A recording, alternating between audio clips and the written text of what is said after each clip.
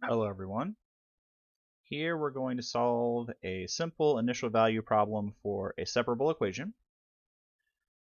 The first thing that we're going to be looking at is our equation here, which is y prime equals x times y cubed divided by the quantity, the square root of 1 plus x squared.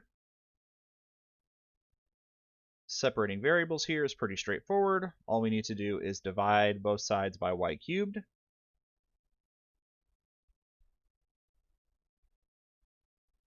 So we get that y cubed is equal to x divided by the square root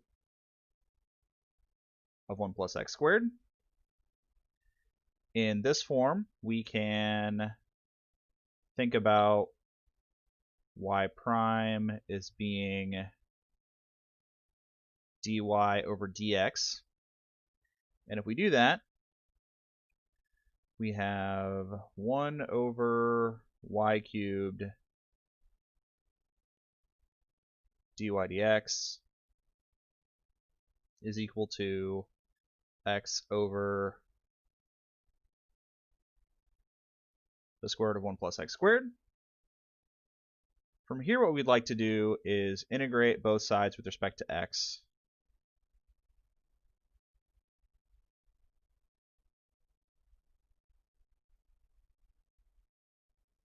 And so we can write that out like this. And on the left-hand side here, we get a nice chain rule situation. So those dx's are going to effectively divide out, which allows us to rewrite this integral in the form 1 over y cubed dy is equal to the integral of x divided by the square root of 1 plus x squared.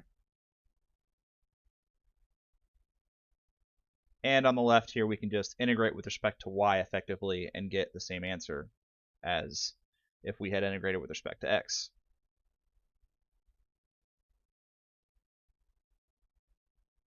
Performing that integration, we're going to get negative 1 over 2y squared because we increased the power by 1 to negative 2 and then divide by the new power.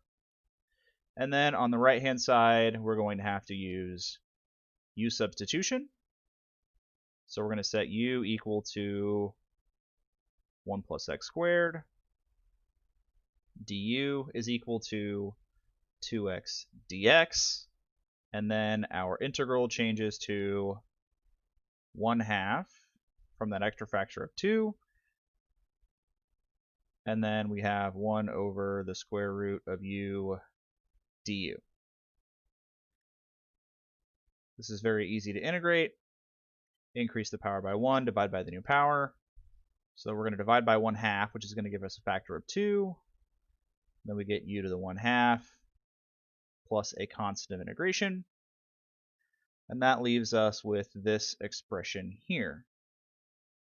Negative 1 over 2y squared is equal to u to the 1/2 power plus c, which we can return to our original variables and get the square root of 1 plus x squared plus our constant of integration.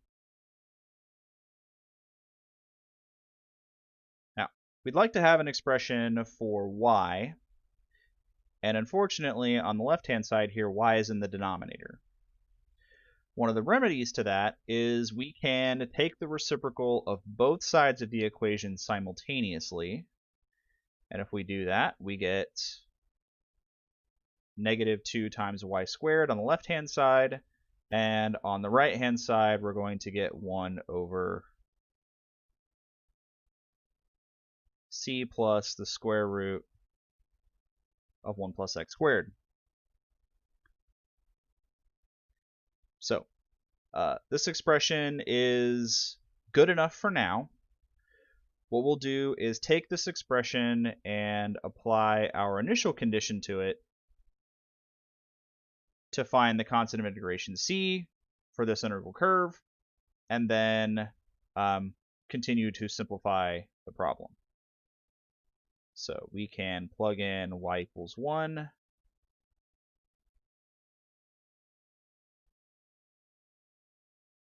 and x equals 0. On the left-hand side, we're going to get negative 2. On the right, we're going to get 1 over c plus 1.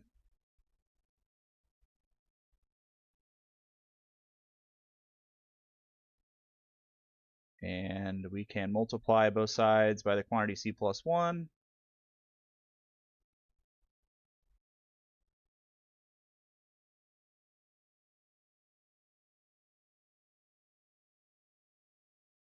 That gives us c plus 1 equals negative 1/2 after dividing by that factor of negative 2. And we see that 3 is equal to negative 3/2. Now that we have the value for our constant of integration, we can plug it into our expression for the general solution to the differential equation. We replace c here with negative 3/2.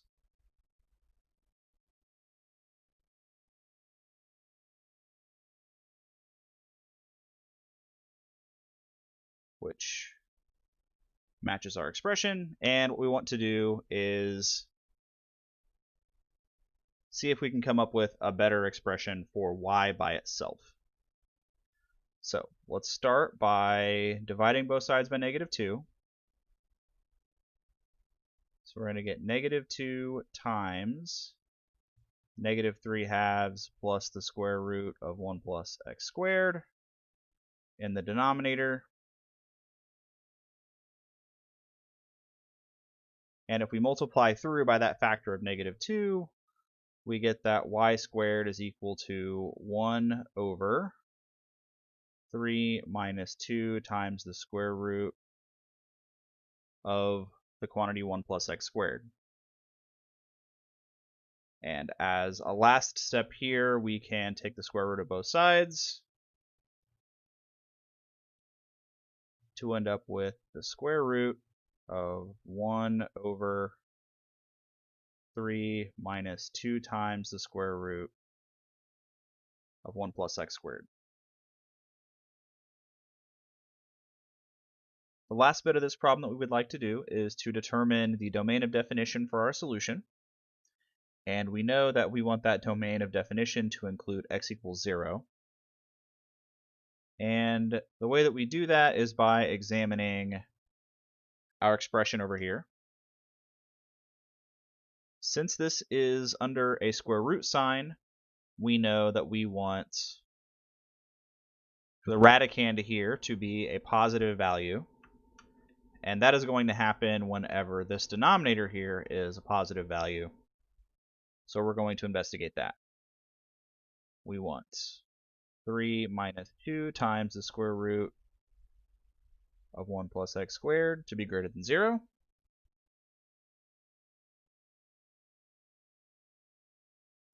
So we add 2 plus the square root of 1 plus x squared to both sides. We can divide both sides by 2.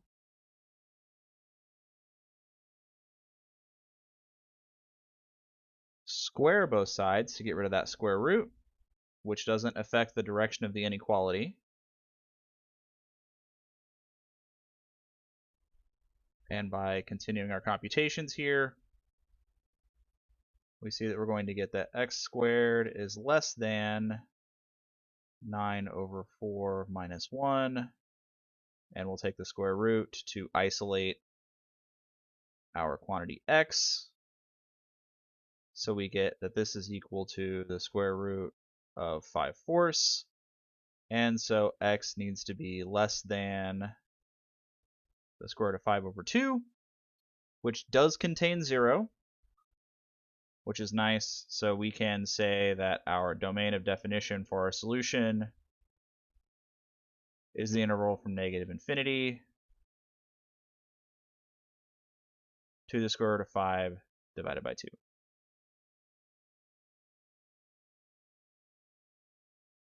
Thanks for watching.